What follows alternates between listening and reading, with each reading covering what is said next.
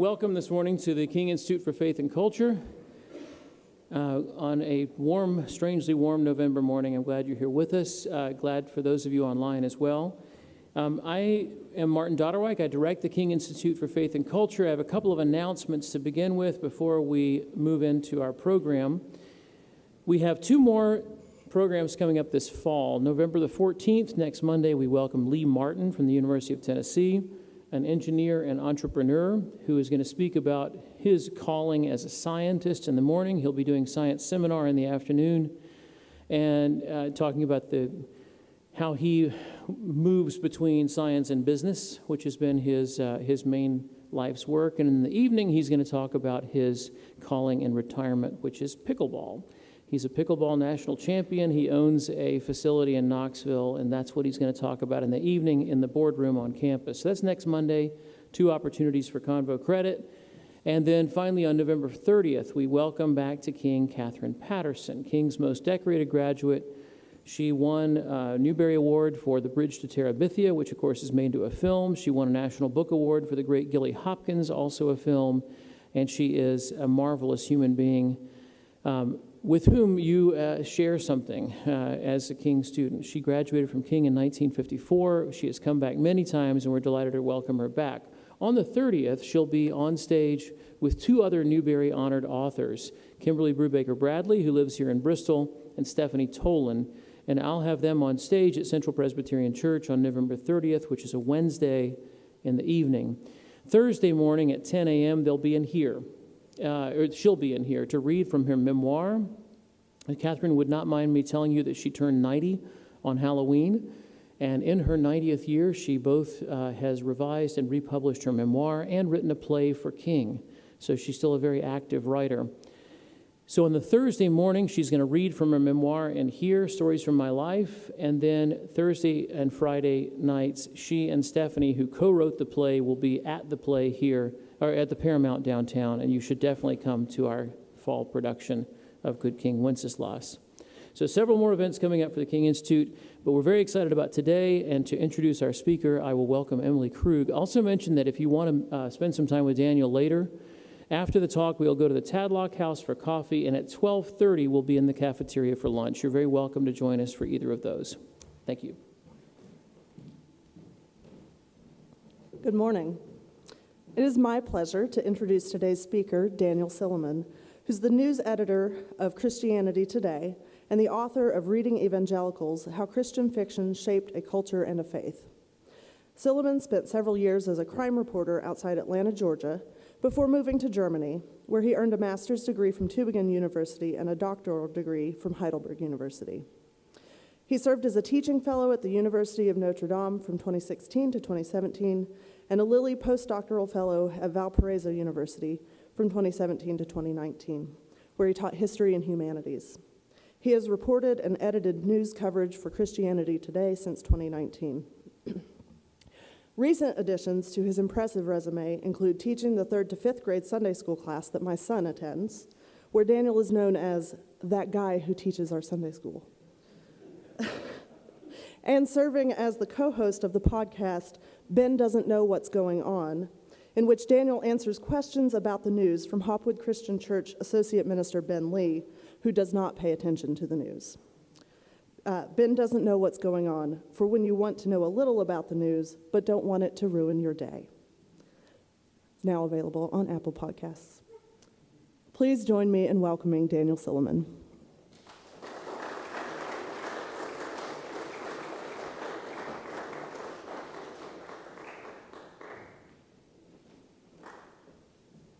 Thank you. Good morning. It's really good to be here with all of you shining people. Of all the people it could have been, it's you, and I'm very glad to be here. My name is Daniel Silliman, and I'm the news editor for the magazine Christianity Today. I'm here to talk about journalism and really the craft of asking questions. Good questions like who, what, where, when, why, and how. I want to talk about how asking questions and being a question asker is better than thinking the right thing, having the right take, or opinion.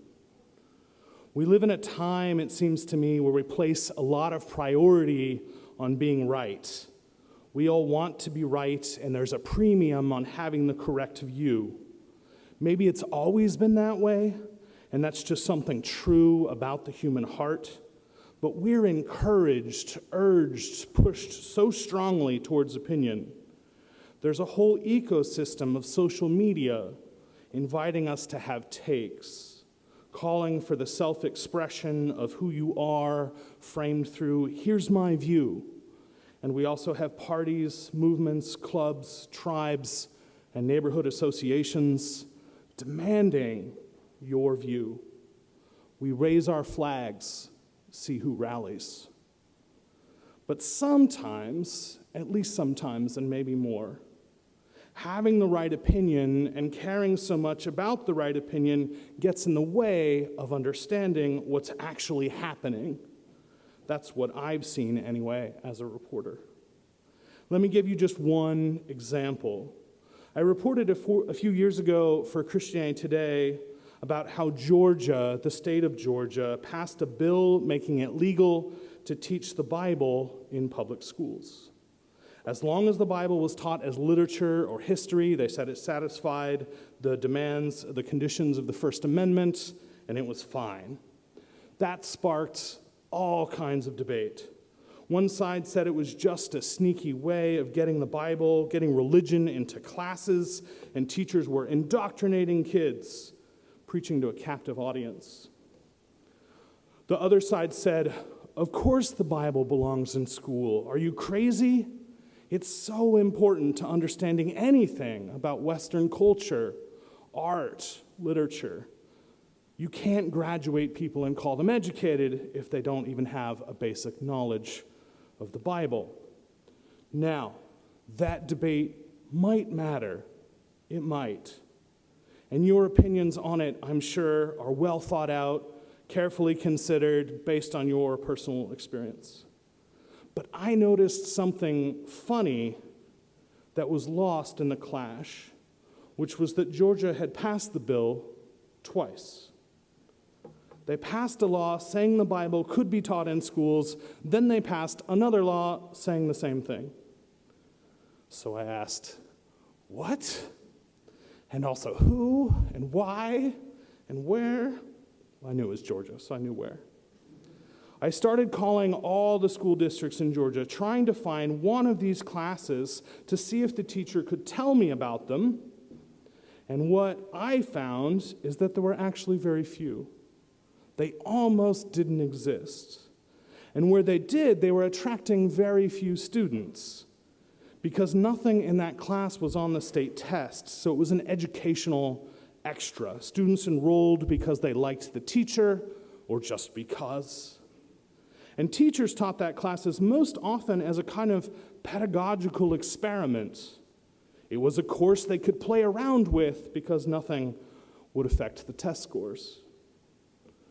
The politicians, meanwhile, were making up a fight that they could win and take credit for winning twice. And even better, they were thinking of the campaign ads, I think. Congressman Smith supports the Bible. Or even better, the attack ads. Congressman Jones wants to keep the Bible away from your kids. And we, the public, were all having strong feelings and showing up on social media to say what we thought and have the take of the day. But the law didn't matter at all. And people's opinions didn't connect to what was actually happening, which was so specific and individual it was completely missed by the debate. I ended up thinking the debate was kind of meaningless, unless perhaps it was worse than that.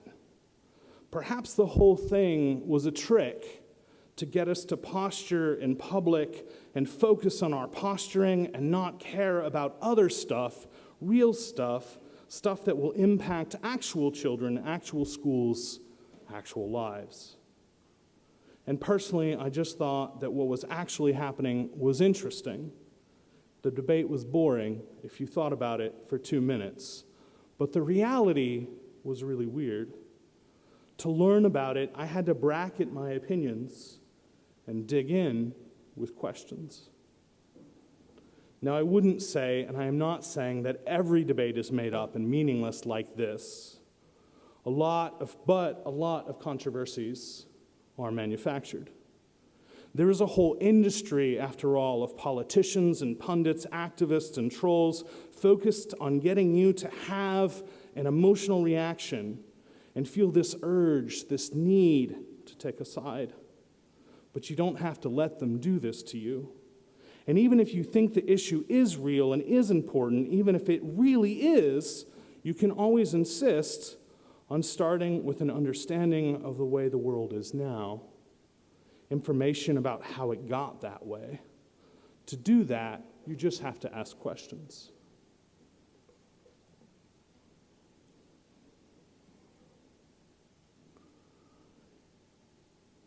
Your own takes exert a powerful influence on you. The urge is real because it feels good to proclaim, and it feels meaningful and important, and it says something about you. Hello, world, I have a view. But I have found that if I want to understand the nature of things, I have to be careful. I have to hold off on my judgments, or I have to put them in brackets, parenthetically cordon them off. If you don't believe me, watch the next conversation. Whenever we see a rising tide of takes, like with the reignited abortion debate this summer, or the problem of inflation and the election happening tomorrow, whatever the issue, when you see the swell of opinion, and the fierce debate about which one's right, look at what gets lost. It's who, where, when, why, and how. It's how the world actually is and how it got that way and what would have to happen for it to change. Questions, basic questions, can help us not just rush to take a position, but understand. But for that, I have to loosen my grip on certainty, unclench my fingers around my sense of being right. I have to stop declaring and declaiming long enough to be curious and say, I don't know. Or at least, I think I do know, but let me find out some stuff. Who, where, when, why, and how. I have become a question asker because I became a journalist. To be a journalist is to discover you have this superpower that actually everyone has to understand the world by asking about things. You call people and just say, I was curious, and they answer you, which is kind of amazing. I should tell you, though, that I almost completely bombed out of journalism, got rejected before I even started, right when I tried to get a job. I was at a community college taking some classes, and I took media classes because I thought politics was interesting, and a lot of politics seemed to happen in the media. One day, the publisher of the local paper came to talk to us and tell us about his life in news. He'd worked for the Associated Press and reported on John F. Kennedy getting killed, and then he reported from the Soviet Union and became a bureau chief before retiring to run this little paper in Port Angeles, Washington. So one day in May, I went down to the warehouse district by the Strait of San Juan de Fuca. If you look, you can see a boat in the back of this picture, where the newspaper building was. And I asked him if there were any jobs or maybe an internship. And he laughed at me. Specifically, he laughed at my clothes.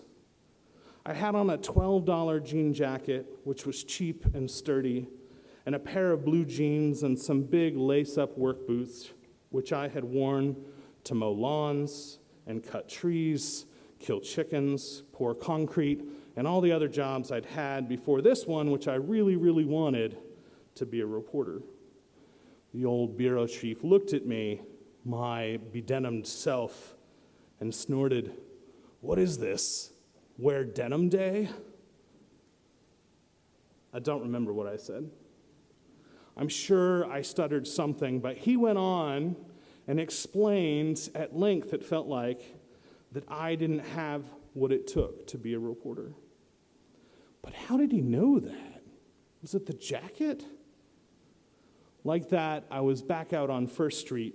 I had this horrible feeling in my gut, knowing I'd failed so fast.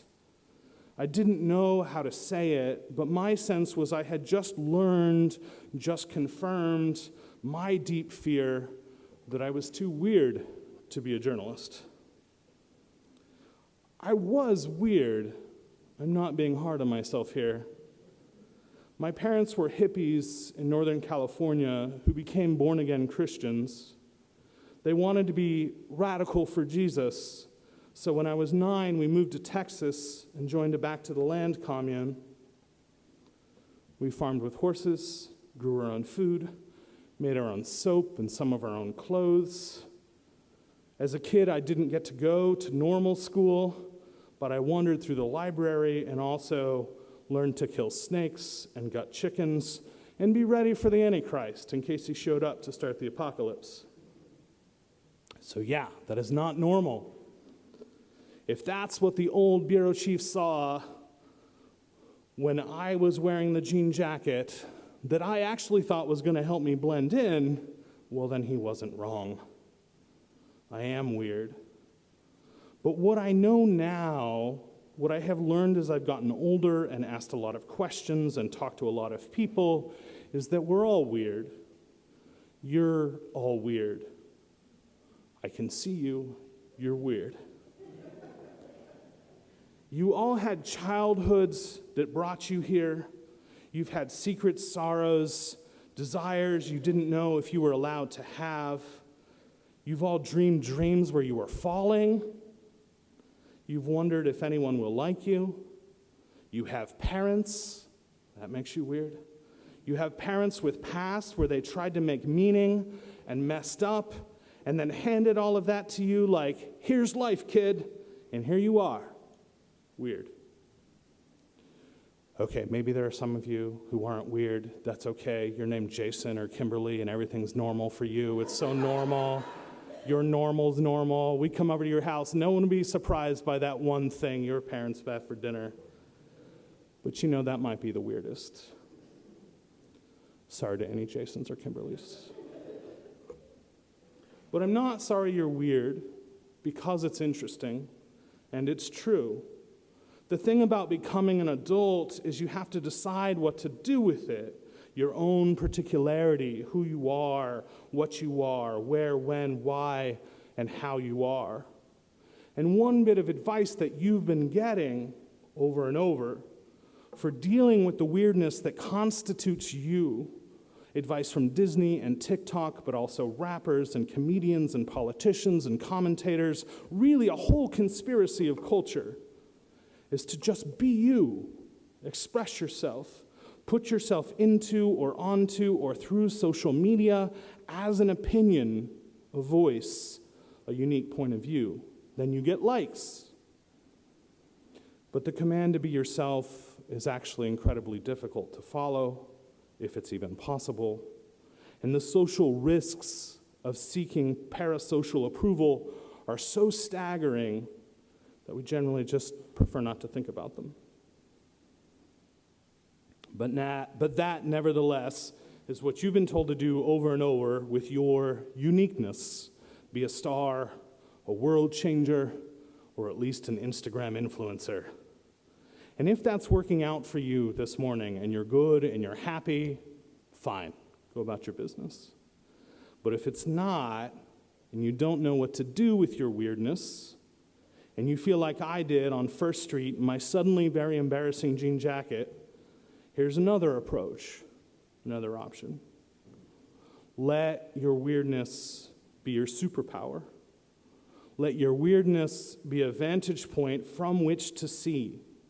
Let it be the place you stand that allows you to be curious and empowers you to ask questions. You can understand the world. You can connect with it in the deepest ways if you will just allow your own alienness to be. You can make yourself like someone from Mars, from another planet, someone who can't be expected to know how things work. But out of that alienness curates curiosity, empathy, and a deep desire to know. This is something that I learned from one of my favorite weirdos, a journalist and writer named Tom Wolfe. Wolfe is known for wild sentences. He's an amazing writer who writes with fireworks. His words just Roman candle off the page and pop, pop, pow. I think the first work of his I read was a novel called A Man in Full, and then a collection of his journalism, his reporting, called The Candy-Colored Tangerine Flake Streamline Baby. Just the title takes off with the gas to the floor. I loved it. He writes with such style, attention to the art of the sound and the way the whole scene rolls. Here's just one sentence from a chapter about the early days of NASCAR and how the sport became a sport. See how it strikes you. Cars, miles of cars in every direction, millions of cars, pastel cars, aqua green, aqua blue, aqua beige, aqua buff, aqua dawn, aqua dusk, aqua malacca, malacca lacquer, cloud lavender, assassin pink, rake cheek raspberry, nude strand coral, honest thrill orange, and baby fawn lust cream colored cars, all going to the stock car races, and the old mothering North Carolina sun keeps exploding off the windshields. If you get nothing else from this talk, here's a book recommendation. Go read The Candy-Colored Tangerine Flake Streamline Baby. It will grab your attention, point it at things you never thought of, and show you why you should care. For me, it was intoxicating, and I loved it. I wanted to write like that. I read everything from him, and he introduced me to this whole school of journalists called New Journalists, which is a dumb name, but I didn't come up with it. One of the things that made the New Journalists special was their style, but the more important was they could always figure out how to look at a story the wrong way, the way you wouldn't expect. It was an art coming at things from a weird angle. Like, for example, one of them was a guy named Jimmy Breslin, and he was assigned to write about John F. Kennedy's funeral. So he decided that the way he would do it is he wouldn't go to the funeral. That's quite a plan. He went instead to the graveyard and found the guy who was digging the grave and asked that guy some questions, simple questions. What was this morning like for you? When did you know you were going to do this today, digging a grave for the president? What were you having for breakfast when the call came? And then what did you do next? It's profoundly moving. And part of that, I think, is because Breslin doesn't tell you what he thinks. His opinion isn't important to him, isn't interesting. Because of that, he can see the world, including this powerful, potent, meaningful part that you wouldn't see if you focused instead on how he thought about things. That's an important thing I got from the New Journalist, is that there's more than one way to tell a story. There are choices. The other thing people know about Wolfe, if they know about him, is his suits. He wore these strange white suits. They were basically his uniform and his brand. When he died a few years ago, every single obituary mentioned his clothes, which how often is that true for a writer? Not very often. But that's what Wolfe was known for. He stood out with these wild, pretentious clothes. He was so pretentious about it, in fact, that when someone asked him what the style was, he described it as neo-pretentious. Others digging for descriptors frequently came up with dandy. Now, I am not and have never been close to a dandy. I have impossibly low tolerance for dandyism, if you didn't get that from the story about Wear a Denim Day. In a normal sports coat, though, I look like I'm about to jack a truck. In a tie, I look like I just stole a chicken. Wolf and I couldn't be any further apart when it comes to clothing. But when people asked, Wolf said the clothes were also just about being separate and knowing you are separate. The reporter is not part of the scene. The reporter is in the world, not of the world, in the crowd, but watching the crowd. The separateness is an important part of the job because that allows you the critical distance to ask questions that other people wouldn't ask. And then the story that needs to be told can be told. So it's okay, and maybe even a good thing, if people see you and think, that person doesn't belong. Wolf wasn't by any means authorizing my jean jacket and blue jean look, but I was, like him, a weirdo. I was like that man from Mars. And here was Wolf saying my weirdness, my awkwardness could also be a powerful tool to help me. I could embrace my out-of-placeness like an odd duck superpower, and then I could really see. Why is the world like this? The man from Mars can ask. How did this happen? Why did this happen? Where did it start? Don't mind me, I'm just going to take a few notes. So I got the job at the newspaper. I'd like to tell you that it was because I was bold enough to walk in there. But honestly, it was through no great genius of my own. Sometimes you just got to get lucky. A few weeks after the old bureau chief laughed at me, I got a call from one of the editors, and he said, "Have you gotten a job?" I said, "No, but I think there's a tree guy who'll hire me. I'll probably run a chipper for him." He said, "Well, do you still want to work at the newspaper?" I said, "I think there's been some misunderstanding. I already talked to the publisher." "Some things have changed. You want a job, you start tomorrow." When I got to the newsroom, the place was empty of reporters.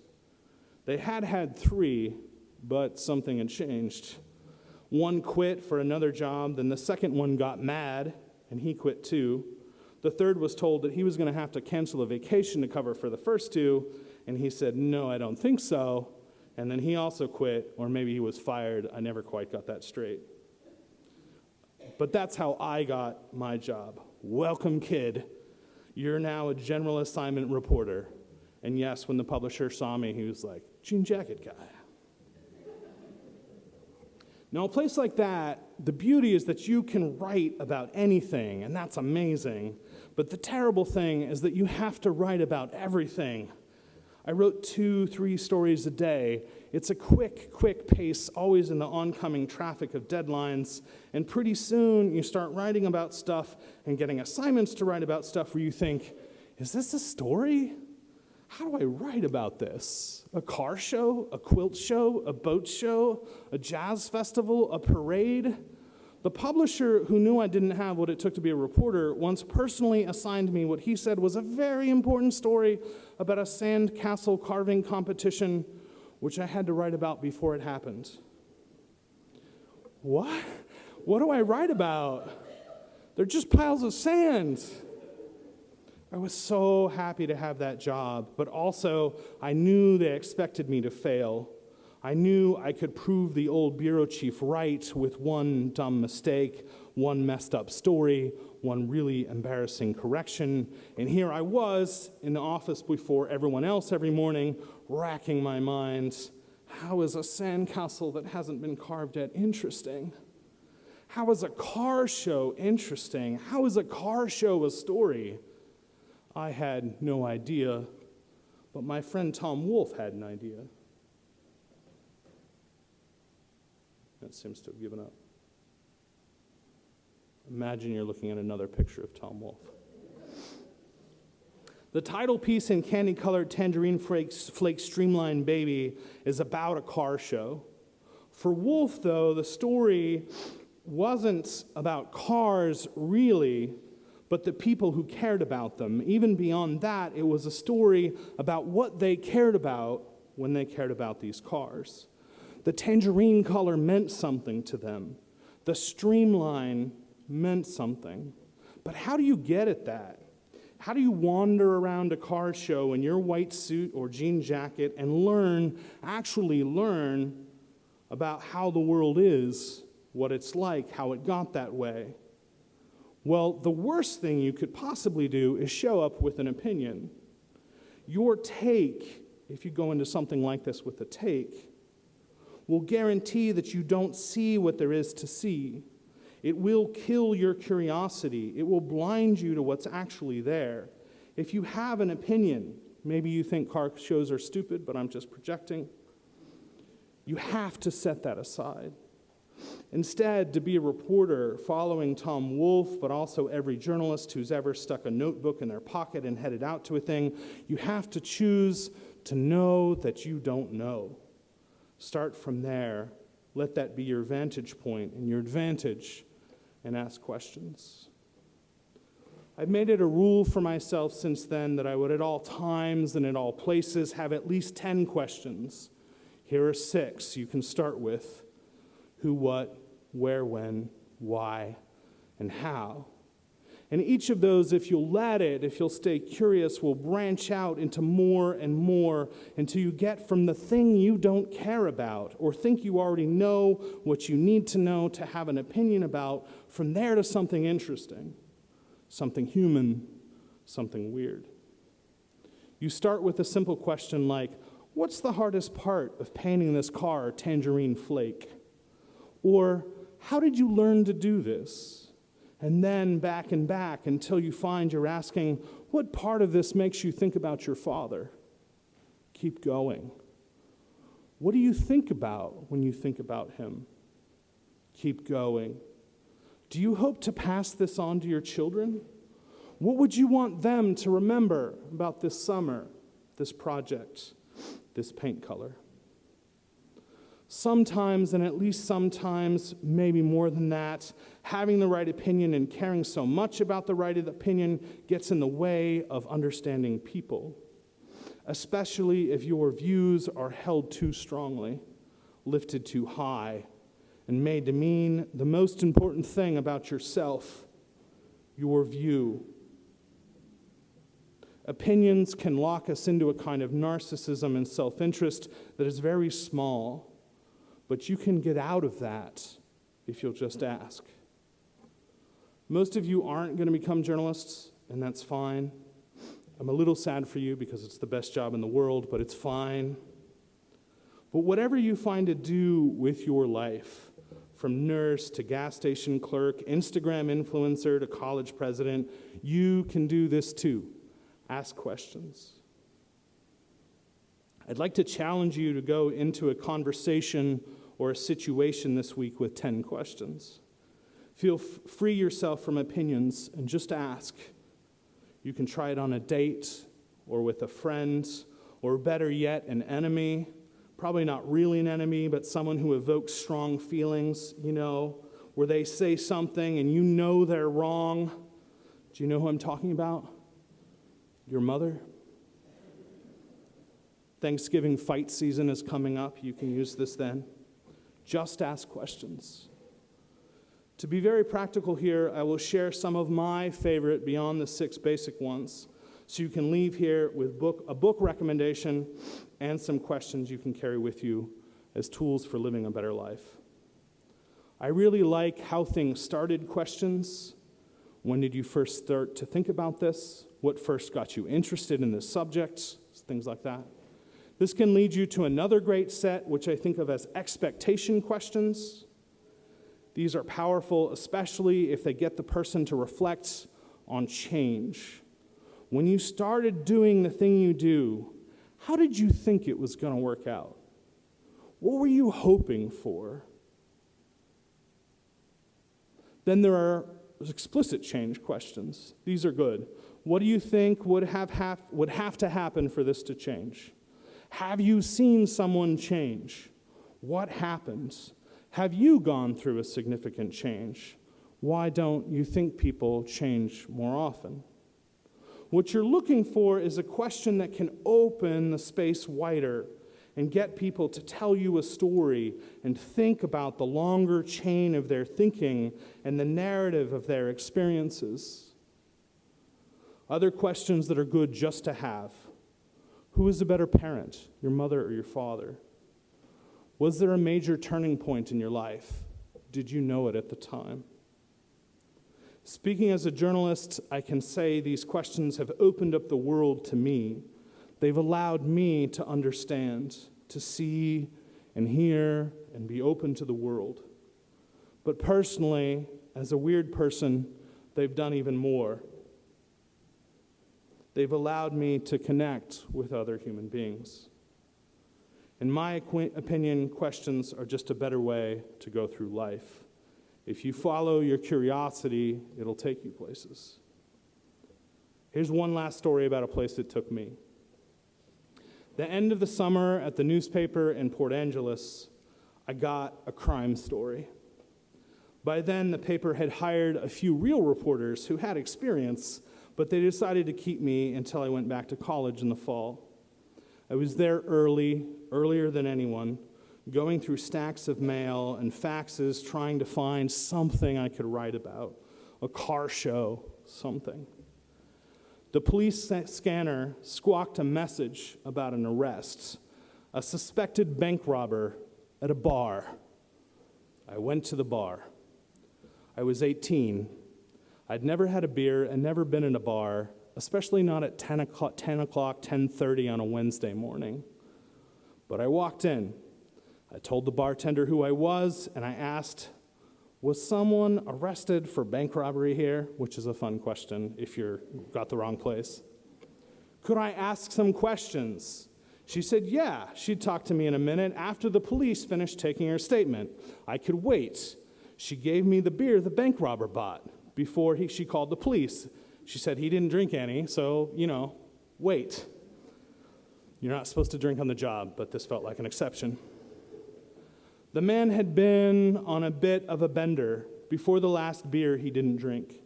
Released from jail a week before, he robbed a bank, lost a bunch of his stealings at a casino, got a cheap hotel, and drank all day for 4 or 5 days at the bar next door until they caught him. When he robbed the bank, he was wearing a cowboy hat, which the police said was a disguise, obscuring his face, distracting eyewitnesses. But when he was arrested, he was wearing the same hat, so it wasn't much of a disguise. I was able, by asking questions, to reconstruct his whole week: who, what, where, when, why, and how. I got the report about the bank robbery and found one of his dealers at the casino. I talked to the clerk who checked him into the hotel. He had no luggage, she said, which is why he noticed just a limp and a brown paper bag full of money. And of course, I talked to the bartender who told me the police said her tips were hers, even if it was stolen money. I wrote it all up and turned it into the editor. I didn't have any wild Tom Wolfe sentences. I just tried to tell the story about what I had learned and the way the world was, at least for this one man, how it got that way, and then what he tried to do to change it. I didn't know anything about bank robbers or have an opinion, but I let that be a special skill. I didn't worry about fitting in. No question was too dumb for me. I was the man from Mars who wanted to know. The editor read it and didn't say anything. He took it to the old bureau chief and shut the door. I waited for what seemed an interminably long time. Then the publisher came out and he growled, "This detail, how much the beer cost. How did you know how much the bank robber's beer costs?" I told him I got that from the bartender. I just asked every question I could think of. He said, "Kid, I don't believe anyone else would have gotten this story." I hope that you get your story, whatever the equivalent of that is in your life. I hope that you come to understand your weirdness is a superpower, and you let it empower you to follow your curiosity, free from the need to always have opinions. I hope you ask questions. Let me leave you with a few solid ones that you can put in your pocket and take with you. Who, what, where, when, why, how. Thank you.